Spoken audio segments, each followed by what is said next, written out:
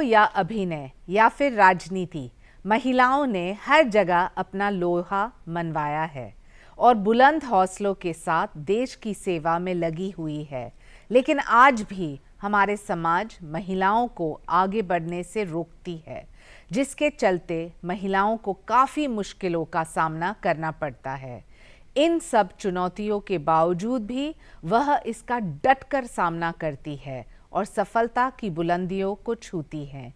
इन्हीं सब चुनौतियों से उभरकर राजनीति में अपनी पहचान बनाने वाले महिलाओं पर आधारित है हमारा कार्यक्रम नेत्री, महिला सांसद और उनकी कहानियां।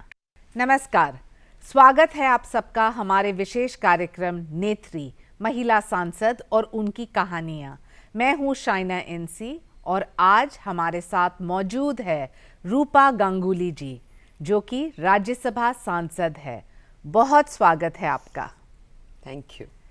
नेत्री का लक्ष्य है कि वो महिला सांसद जो आज इतना संघर्ष करके पार्लियामेंट यानी कि टेम्पल ऑफ डेमोक्रेसी में हमें रिप्रेजेंट करती है। आपको क्या बचपन से ही पता था कि आपको राजनीति में आना है, या बचपन कैसा रहा आपका? मेरे घर में, परिवार में दूर दूर से राजनीति से किसी का कोई संबंध नहीं रहा। मतलब मैं जब फिल्मों में आई तब भी सारे परिवार वाले सब चौंक गए थे, नाराज़ भी हो गए थे। सब ने कहा कि ये क्या कर रही हो। और जब मैं राजनीति में आई, मतलब सक्सेसफुल कुछ 25-30 साल था मेरा फिल्मों में, टेलीविज़न में। तो उसके बाद भी जब मैंने मन बनाई थी कि मैं राजनीति ज्वाइन करूंगी और भारतीय जनता पार्टी ज्वाइन करूंगी, तो घर में सब लोग ऐसे, राजनीति तुम, मतलब ये कैसे करोगी? मेरे सारे दोस्त लोगों ने मुझ पर मजाक उड़ाए, बहुत हंसी तमाशा हुआ। बचपन में आपकी पढ़ाई में आपको रुचि थी या फिर कल्चरल सेक्टर्स में ज़्यादा? नहीं, एक्चुअली बचपन कुछ और था। हम लोग उद्वास्तु परिवार के हैं। तो उद्वास्तु में क्या होता है ना, जब आप बचपन से ही जानते हो कि पिता माता जो हैं वो बांग्लादेश से आए हुए हैं, तो ना घर है ना वार है, कहाँ रहेंगे कुछ नहीं पता। तो आज कभी यहाँ, कल कभी वहाँ।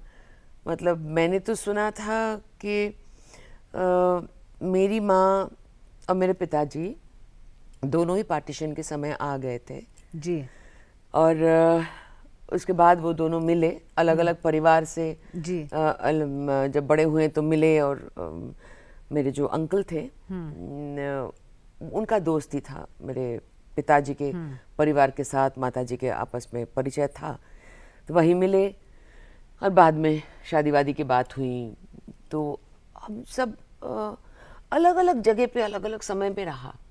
तो कभी किसी को कुछ पता ही नहीं था कि क्या करेंगे, कहाँ रहेंगे। तो एक कमरे में 8-10 लोग था। हाँ, it was a Bohemian life. Absolutely. और उसमें भी मेरे पिताजी के परिवार में सारे लोग एक कमरे में रहते हुए भी सारे लोग इंजीनियर में और डॉक्टर में, पढ़ाई में एकदम बैठ गए थे। पढ़ाई में मन तो हमेशा ही था जी। और वही एक लक्ष्य था कि एक छत चाहिए मुझे, मेरे पिता माता के लिए एक छत, पिता माता के लिए एक घर चाहिए जी। तो उसी में लगे हुए थे। तो बचपन से घर खरीदने का बड़ा शौक पैदा हो गया। तो बाद में पिताजी को रूपा जी, सुना है कि एक शादी के कार्यक्रम में आप मिले थे बिजॉय चैटर्जी जी से, और उन्होंने आपको रविंद्रनाथ टैगोर के निरुपमा का किरदार के लिए उन्होंने आपको एक ऑफर दिया। क्या ये सत्य है और आपने ऐसे ही शुरुआत की या कोई अलग एक कहानी है? यही सत्य है। वो मेरे रिश्तेदार थे दूर के। तो आई थिंक मैं कुछ क्लास 11-12 ऐसा कुछ में पढ़ती थी उस वक्त, मुझे याद है। और मैंने, आपको आश्चर्य हो गया, मैंने ये पहली बात तो एक सीरियल करना है, टेलीविज़न में कुछ काम करना है, कैमरा फेस करना है, वो तो मुझे कोई अंदाज़ा नहीं था। घर में दूर दूर से कोई कुछ नहीं था इसमें। और उसके बाद जब मुझे ये स्टोरी उन्होंने सुनाया, तो ये तो पढ़ा हुआ हम लोगों का, निरुपमा तो बंगाल में ये बड़े चर्चित सब्जेक्ट है। तो शॉर्ट स्टोरीज में आता है, स्कूल लेवल में पढ़ा था हमने। तो मैंने ये इसको हाँ बोल दिया तुरंत। मैं राजी हो गई, क्योंकि इसका सब्जेक्ट ही ऐसा था। वहाँ पे कहा जाता है कि पिताजी, एक गरीब घर के पिताजी, वो उनके बेटी का शादी कराना उनके लिए बड़ा मुश्किल हो रहा था। उनको दहेज दे नहीं पाए थे, और दहेज ना देने की वजह से वो बेटी को जो तकलीफ होती थी घर पर, वो सामना करना पड़ रहा था पिताजी का।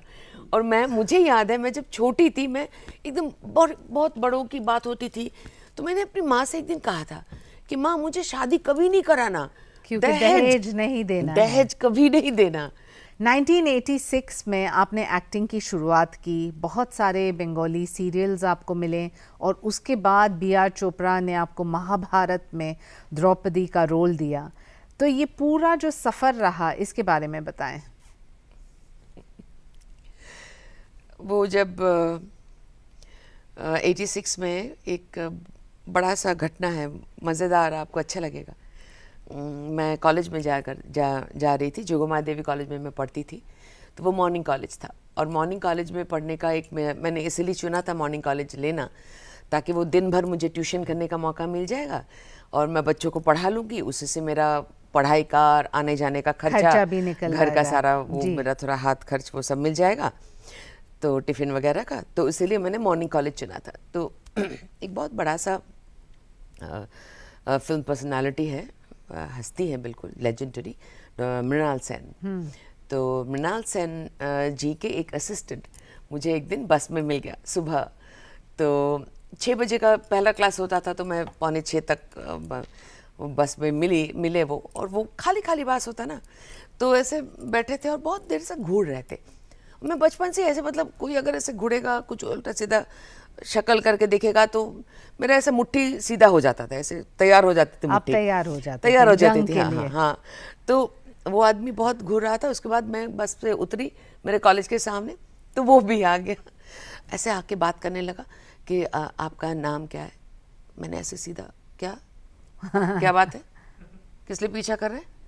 नहीं, मैं आपको मृणाल सेन जी है ना, वो एक फिल्म बना रहे हैं, आप तो जानते हैं। हाँ जानते हैं। तो आप एक रोल करेंगी? हाउ द है, तो ऐसे डर के, नहीं मैंने पिटवाऊं? नहीं, प्लीज छोड़ दीजिए। सो बाद में उन्हीं मृणाल सेन जी का ही मुझे एक रोल करने का मौका मिला, और उसके बाद ही विजयाचार्य जी से मेरी मुलाकात हुई। और मुझे कभी कभी हंसती रहती हूँ मैं, सब बचपन के आज आपकी बातों से सब याद आ रहे हैं, बहुत मजा आ रहा है। लेकिन द्रौपदी का रोल चुनौतीपूर्ण था।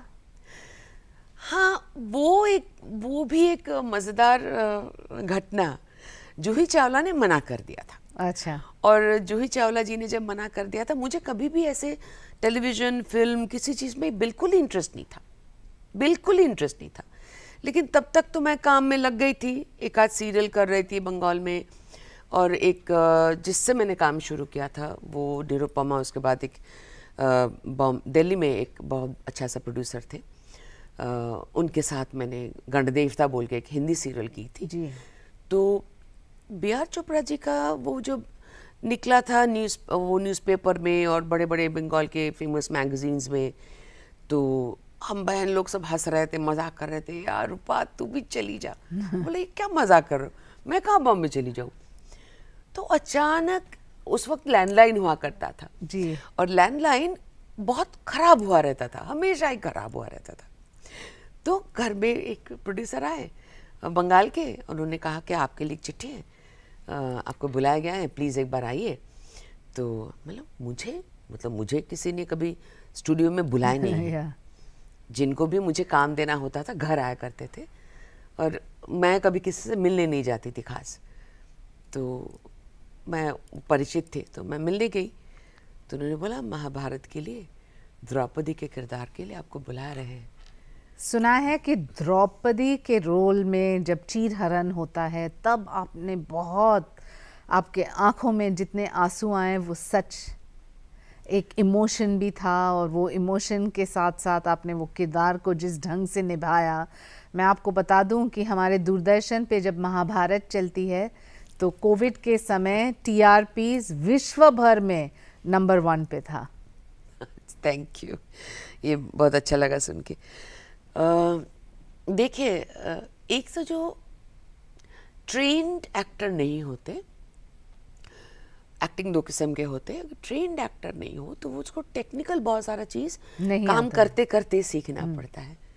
और मेरे साथ भी ऐसा ही हुआ था, काम करते करते सीखा मैंने। आई एम वेरी फॉर्चुनेट, हमारे पास उस ज़माने में बहुत गुणी जो टेक्नीशियंस हुआ करते थे, जो लाइटमैन हुआ करते थे, जो डायरेक्टर्स, वो बड़े सिखाते थे, जतन से सिखाते थे।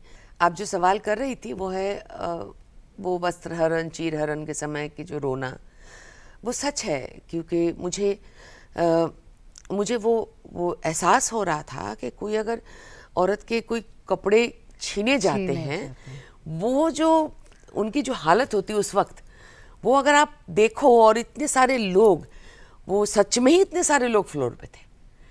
तो जब इतने सारे लोग फ्लोर पर हैं, सबके सामने आपके वस्त्र उतारने की कोशिश हो रही है, और कोई एक कृष्ण भगवान, और मैं एक्चुअली कृष्ण भगवान की भक्त हूँ, मैं माँ काली की भक्त हूँ, शिव भक्त हूँ, और कृष्ण भगवान की बड़ी भक्त हूँ। तो मुझे वो हाय कृष्ण बोलने में, मुझे आज भी मैं देखो रोंगटे खड़े हो जा रोंगटे रहे खड़े हो हैं। जाते तो वो मैं मन भक्ति। ही से बोल रही थी, मैं भक्ति से ही बोल रही थी। वो आपकी भक्ति और श्रद्धा है। हाँ, शायद उसी से वो देखने में इतना मतलब प्योर लगा।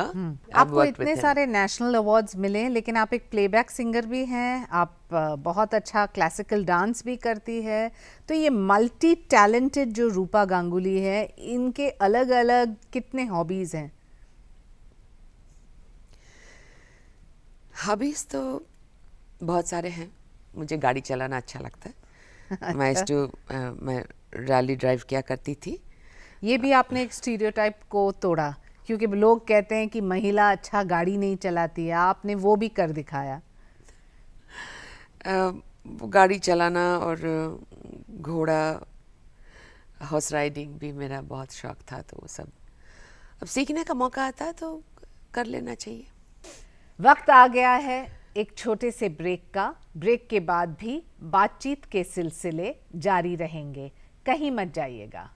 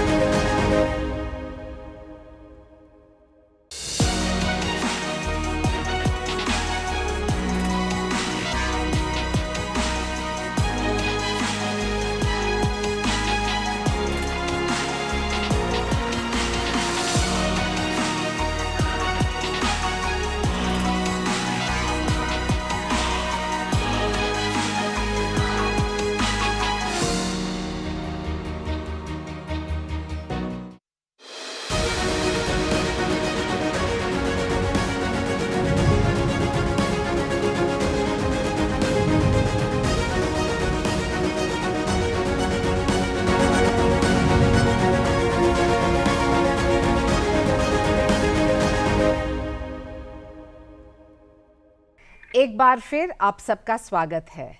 रूपा गांगुली से बातचीत के इस सिलसिले को आगे बढ़ाते हैं। रूपा जी, आप राजनीति में कैसे आए और क्यों आए, और भारतीय जनता पार्टी ही क्यों? राजनीति में आने का मेरा कोई इरादा नहीं था।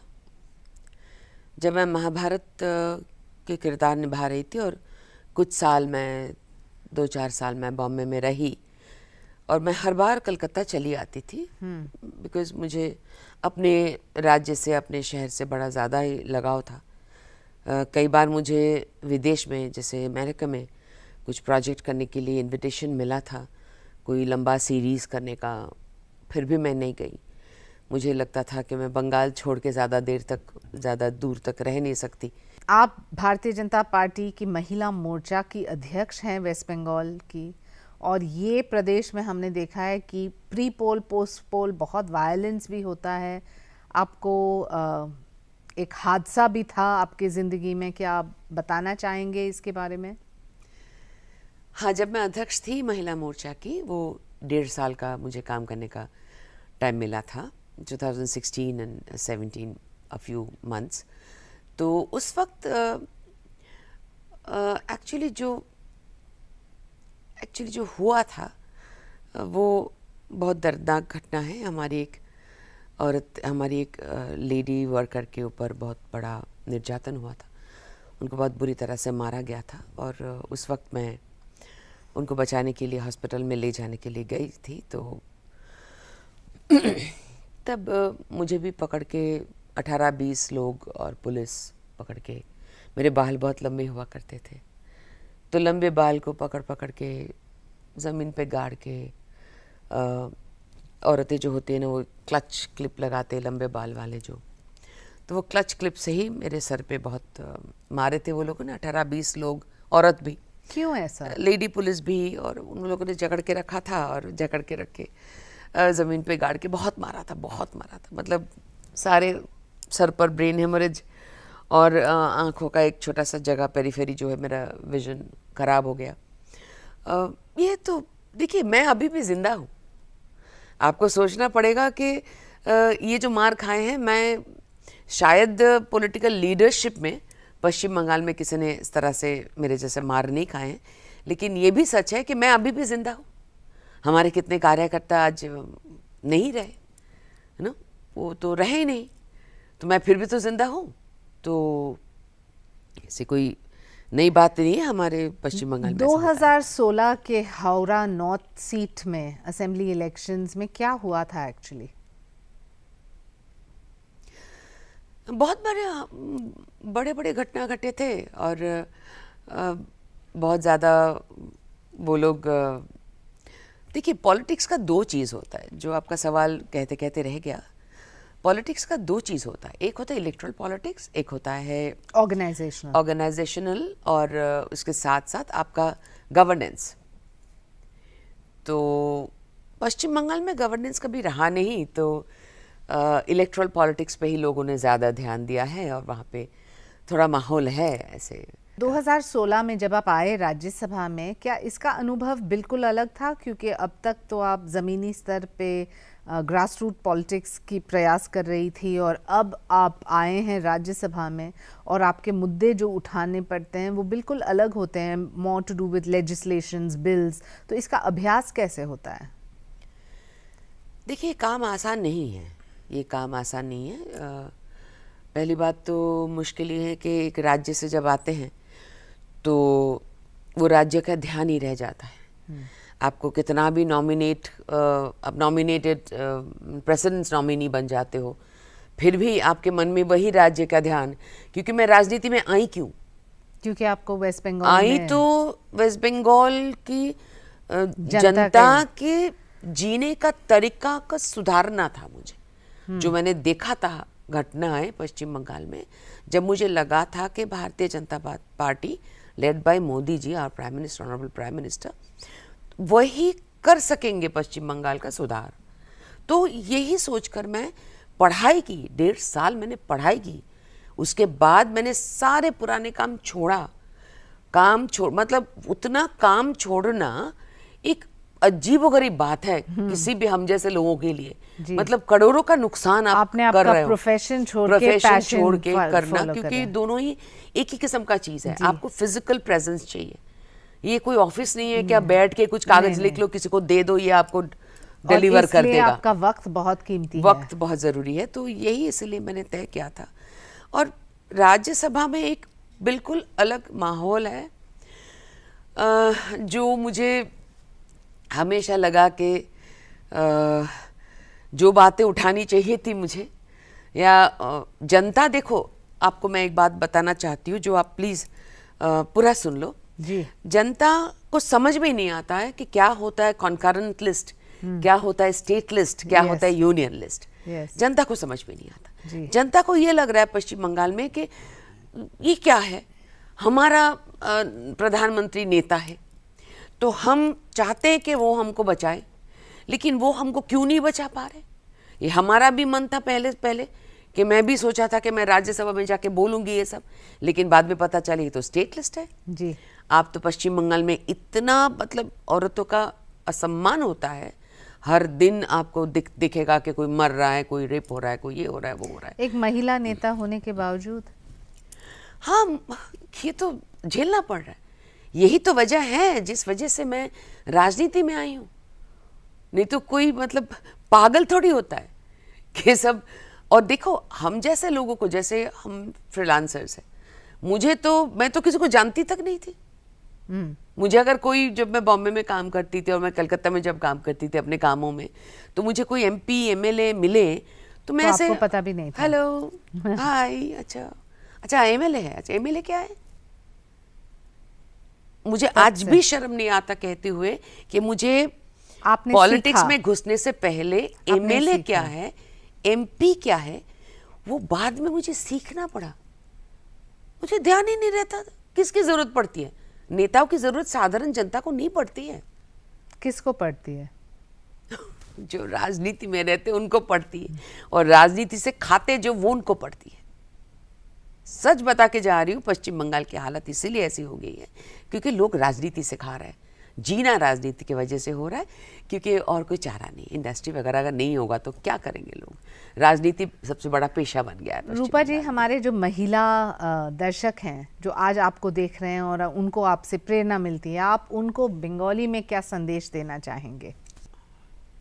সাহস মনের ভেতর থেকে আসে, হৃদয় থেকে সাহস মনের ভেতর থেকে আসে। নিজের হৃদয় থেকে সাহস জোগাড় করতে হয়। বুদ্ধি এবং হৃদয়, মস্তিষ্ক এবং হৃদয় দুটোকে সমানভাবে ব্যবহার করতে জানতে হয়। বেশি বুদ্ধি প্রয়োগ করলে হৃদয়টা শুকিয়ে যায়। देखिए, 2-3 बड़े कॉन्ट्रडिक्टरी चीज़ है जो मुझे हमेशा लगता है कि पहले अपने आप को पहचानना ज़रूरी है। अप में क्या गुण है वो जानना ज़रूरी है। अप में क्या एडवांटेजेस डिसएडवांटेजेस क्या है वो भी जानना ज़रूरी है। हालांकि दुनिया में लोग बोलते हैं कि महत्वाकांक्षा अच्छा होता है, महत्वाकांक्षा प्रॉब्ली एस्पिरेशन अच्छा होता है, एम्बिशन अच्छा होता है। लेकिन मुझे हमेशा लगा कि मैं जिस तरह से बड़ी हुई हूँ, पली बड़ी हूँ, मुझे हमेशा लगा कि आप बस अपना कर्म करते जाओ, काम करते जाएं कोई भी क्षेत्र में। जिंदगी में 2-3 चीज़ पहलू आप चुन लो कि आपका पसंद के चीज़ें हैं। इसमें से आपको तय करना पड़ता कौन सा आप हॉबी में डालोगे, कौन सा प्रोफेशन में डालोगे। रूपा जी, जाते जाते एक सवाल कि जब आप राजनीति नहीं कर रहे हैं, जब आप कोई किरदार नहीं निभा रहे हैं, तो रूपा जी क्या कर रही है? उनके हॉबीज़ क्या है, उनका पैशन क्या है, और वो क्या करना चाहती है आते हुए दिन में? देखिए, मैं बचपन से ना बड़े सोशल वर्क के साथ जुड़े हुए हुआ करती थी बचपन से। मतलब 2 पैसा कमाती थी तो उसमें 1.5 पैसा खर्चा कर देती, किसी को ज़रूरत है तो उनके लिए। तो मैं तो फाइनली माँ काली भक्त हूँ, कहीं आश्रम बना के चली जाऊँगी। अच्छा। हाँ, मेरी ज़िंदगी कुछ और ही है। मैं बस कहीं ना कहीं सेवा कार्य में घुस जाऊंगी, कहीं ना कहीं मैं आश्रम बना लूँगी, कहीं ना कहीं मैं बच्चों को पढ़ाऊँगी। ये सब बस और कुछ ही साल की बात है। और वेस्ट बंगाल की महिला ताकि वो सुरक्षित हो, उसके लिए आपने क्या ठान लिया? मेरा ये मानना है कि हर एक इंसान अगर ज़िंदगी में एक और इंसान की जिम्मेदारी ले ले, या जिनमें क्षमता है वो और 2 या 4 परिवार के बच्चों की जिम्मेदारी ले ले, तो और एक बहुत ज़रूरी है कि जो माएँ हैं, मदर्स हैं, और जो समझो 40 एज के जो पेरेंट हैं, उनके साथ जुड़ाव करने से ज़रूरी है, वो परिवार संभालते क्योंकि वो अपने बच्चों को बड़ा करने में उनके जो भावनाएं हैं, उनके जो शिक्षाएं हैं, उनका जो संस्कार सोच है, संस्कार है, वो ज़रा फायदा करेगा। तो बच्चों को सिखाना एक पार्ट है, और उसके साथ जो एल्डरली एजुकेशन जो है और फैमिली वैल्यूज, हाँ, वो ज़रा थोड़ा सा उसका एक अलग कुछ तरीके बनने चाहिए, मुझे ऐसा लगता है। बहुत बहुत धन्यवाद रूपा जी, बहुत अच्छा लगा आपसे बात करके, और जो गहराई से आपने संदेश दिया, हम उम्मीद करते हैं उसी प्यार से वेस्ट बंगाल की महिला आपको स्वीकार करेगी हमेशा। धन्यवाद। तो देखा आपने महिला सांसद रूपा गांगुली की कहानी, जो आज महिलाओं के लिए एक प्रेरणा है। आज शो में बस इतना ही। फिर मिलेंगे किसी और महिला सांसद से और जानेंगे उनकी कहानी। मुझे अनुमति दे। नमस्कार।